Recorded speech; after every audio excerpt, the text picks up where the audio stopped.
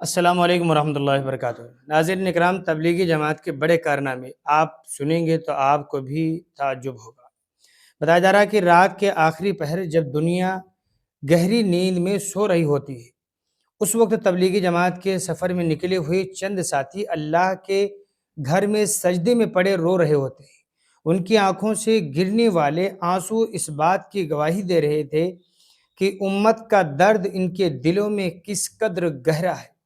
انہیں سرد راتوں میں سے ایک رات کہتے ہیں کہ ہم ایک ایسے شخص کے دروازے پر پہنچے جو سالوں سے دین اور مسجد سے دور ہے، اپنی ہی دنیا میں مست تھا۔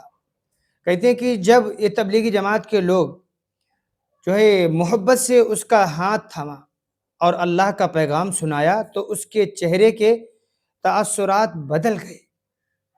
اس کی آنکھوں میں عجیب سی حیرت اور ندامت تھی۔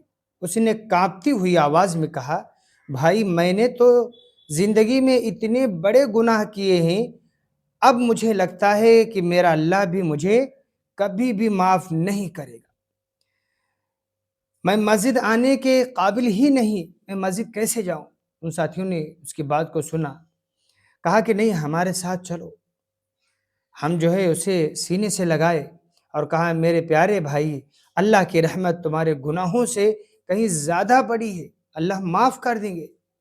وہ تو 70 ماؤں سے زیادہ محبت کرنے والا ہے۔